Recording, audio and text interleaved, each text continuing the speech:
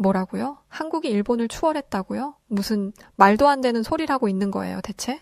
여기 각국의 경제연구소에서 일하는 분석가들이 한국이 일본을 앞섰다는 지표를 가지고 옥신각신 논쟁을 펼치고 있는데요. 과연 이들에겐 무슨 일이 있었던 걸까요? 안녕하세요. 저는 미국 대외경제정책연구소에서 근무하는 올리비아 스미스라고 합니다. 저희 미국은 다양한 국가들과 우호적인 관계를 맺고 있는데요. 최근 일본의 경제 상황이 문제가 있는 게 아닐까 싶을 정도로 모든 지표에서 내림세를 보여서 우리 경제정책연구소에서도 관심 있게 지켜보고 있죠. 저희와 우호적인 관계를 맺고 있는 아시아 국가에는 일본과 한국, 싱가포르, 호주 등이 있지만 요즘 일본과 한국의 경제적 수준 차이가 완전히 다른 양상을 보여서 관련 자료들을 보면서 분석하고 있었는데요.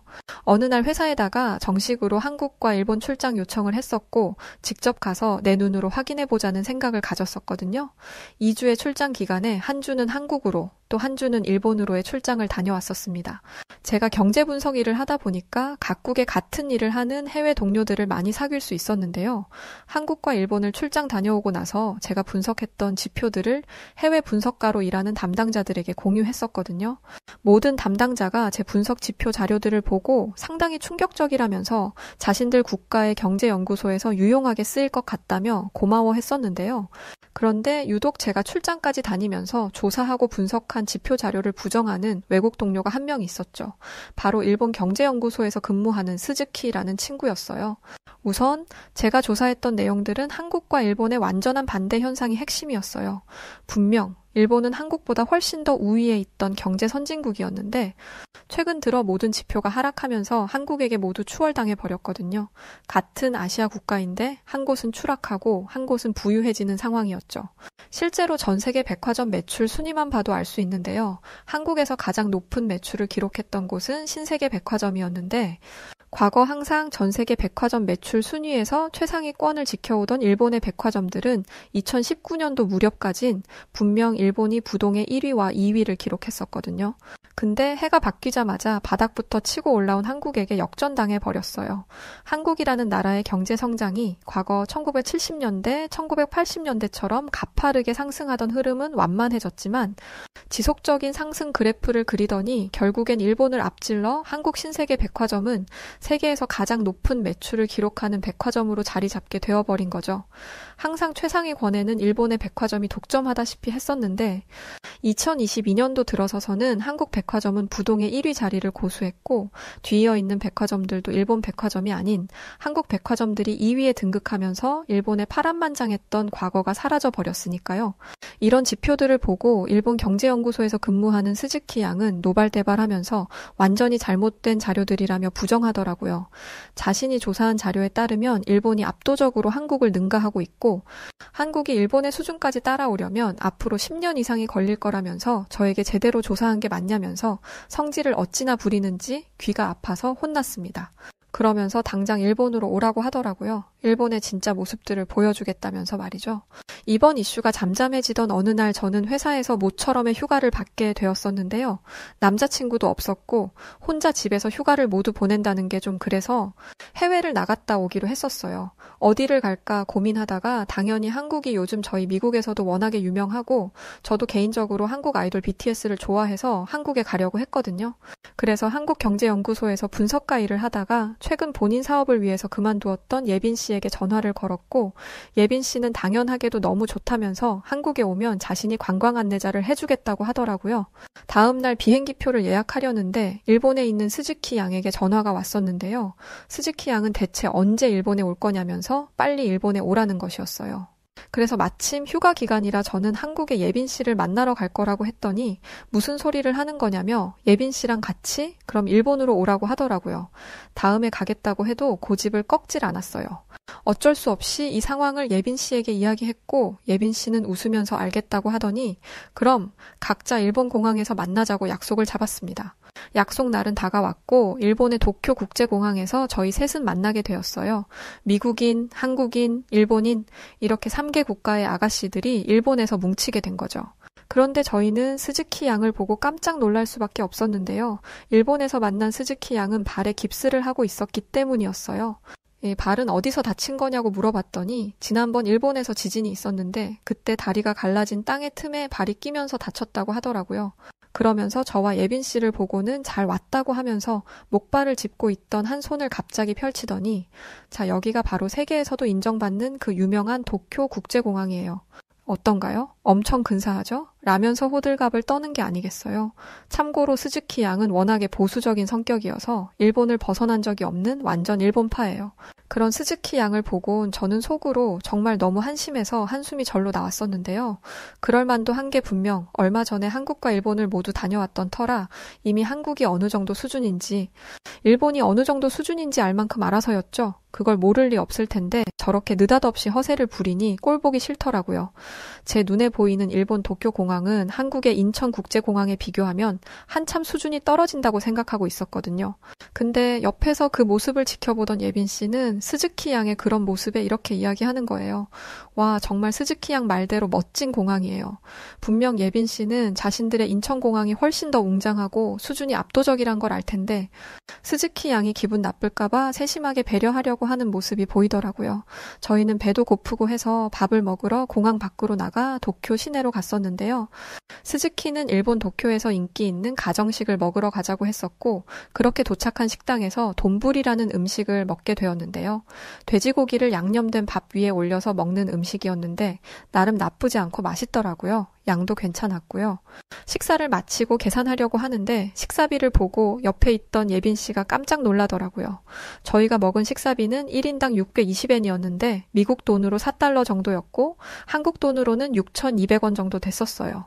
놀라던 예빈 씨를 보고 스즈키가 왜 놀라냐면서 너무 맛있어서 그런 거냐며 또 허세를 부리는 게 아니겠어요. 예빈 씨는 식사 비용이 생각보다 너무 저렴해서 놀랐다고 하더라고요. 한국에서는 1인당 식사비가 평균 1만 원은 지출해야 하는데 거의 한국의 60% 수준으로 일본의 식사비가 낮았던 거예요.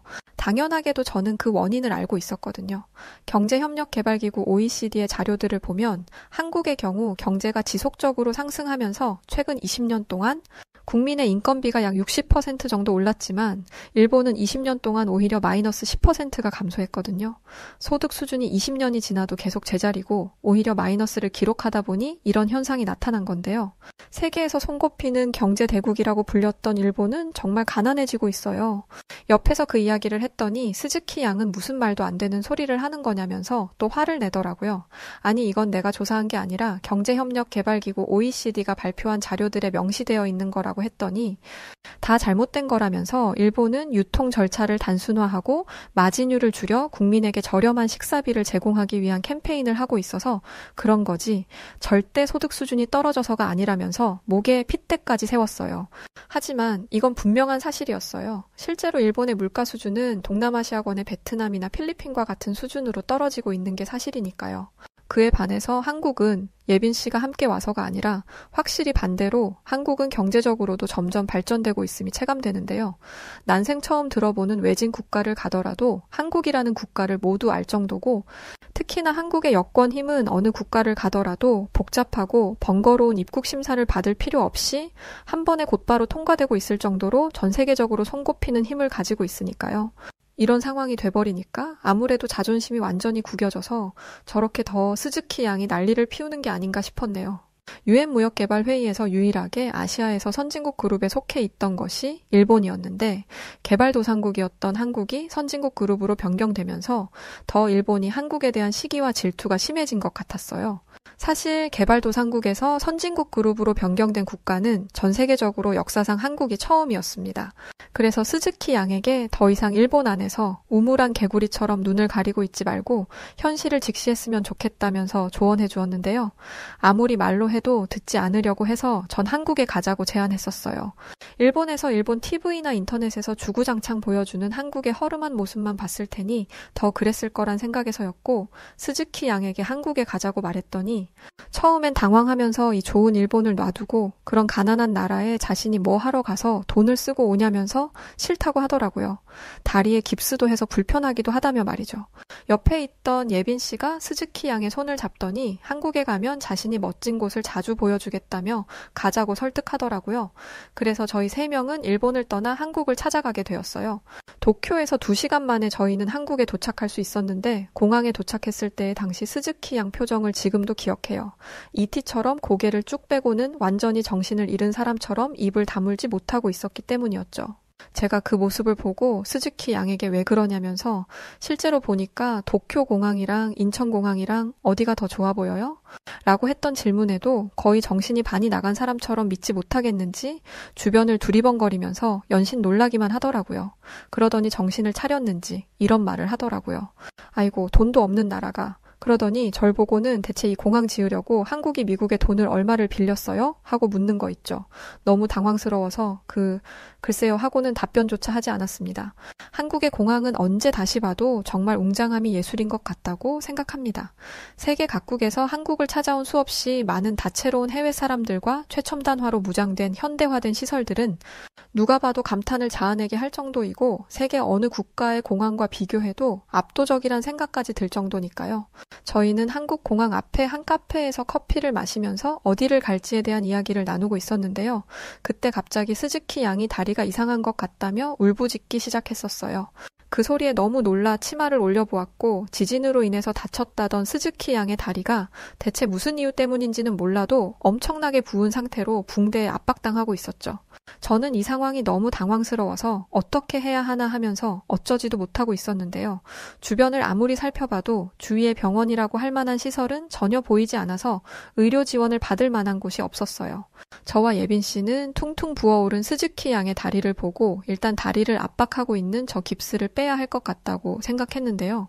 깁스가 다리에 너무 강하게 고정되어 있어서 여자들인 저와 예빈 씨의 힘으론 깁스를 빼는 게 어려웠어요. 그런데 바로 그때 한국인 카페 직원이 저희에게 다가와서 보더니 어딘가로 전화를 하더라고요. 그러더니 예빈 씨에게 뭐라고 이야기를 전달하는 것 같았어요. 한국인 직원이 말하기를 여기 카페 근처 지하도에 가면 된다고 했다고 하더라고요. 하지만 통증을 호소하고 있는 스즈키 양이 걸을 수 있는 상태가 아니어서 저는 스즈키 양을 둘러매고 카페 직원이 이야기했다는 지하도로 예빈 씨와 함께 내려가기 시작했는데요. 제가 아무리 미국인이라지만 등에 업은 스즈키 양이 너무 무거웠었고 그러다 보니 지하로 내려가면서 대체 지하에 가면 뭐가 있다고 이 계단을 내려가야 하는 건가 라는 생각이 들더라고요. 앞서가던 예빈 씨한테 지하에 아무것도 없을 것 같다고 괜히 힘만 빼고 있는 게 아니냐면서 물었는데요. 하지만 예빈 씨는 카페 직원이 아픈 사람을 두고 거짓말 할 리가 없다면서 계속 가보자고 하더라고요. 저는 다리에 힘이 풀려서 죽는 줄 알았어요, 진짜. 예빈 씨가 뒤에서 스즈키 양의 엉덩이를 받쳐 올려주려고 안간힘을 썼지만 역부족이었고 결국 저는 스즈키 양을 땅에 떨어뜨리고 말았는데요. 그런데 그때였어요. 저희의 모습을 보게 되었던 50대 후반에서 60대 초반 정도로 보이는 중년 남성분이 다가와서는 자신의 등에 업게 하라면서 스즈키 양을 도와준 건데요. 그 모습이 얼마나 친절하고 감사했던지 한국에서 웬 영웅이 갑자기 등장한 줄 알았다니까요. 그렇게 한국인 중년분의 도움을 받아서 가게 되었는데 정말 충격적으로도 저희가 도착한 곳에는 지하철역으로 들어가는 입구에 외국인들도 진료받을 수 있는 긴급병원이라고 적힌 자동문이 보였기 때문이었어요. 각국의 경제를 분석했던 저도 이건 처음 봤던 거라 굉장히 신선한 충격이었어요. 지하철 긴급병원으로 저희는 들어가서 스즈키 양의 여권을 간호사로 보이는 직원에게 보여주고는 치료를 부탁했습니다. 저희를 도와줬던 한국인 중년 남성분은 조심히 잘 치료하시고 좋은 여행 하라고 하시고는 홀연히 사라지셨는데요.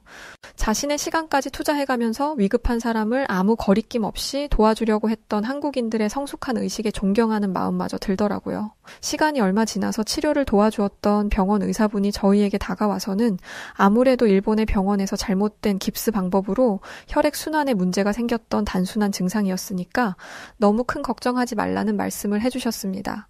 정말 신세계를 경험한 기분이었죠. 그때 예빈 씨가 옆에서 말하더라고요. 자신도 이걸 알고는 있었는데 너무 다급한 상황이 되니까 잊고 있었다면서 원래 한국은 외국인들의 유동인구가 많은 지하철 몇몇 곳에는 이처럼 지하 긴급병원이 건설 연결되어 있다는 도저히 믿지 못할 이야기를 해주더라고요. 제가 아무래도 한국에 대한 분석을 잘못한 게 아닌가 싶었어요. 한국이 일본을 넘어서면서 경제 발전이 꾸준하게 진행되고 있음을 인지는 하고 있었지만 정말 이 정도일 거라고는 생각도 못했었거든요.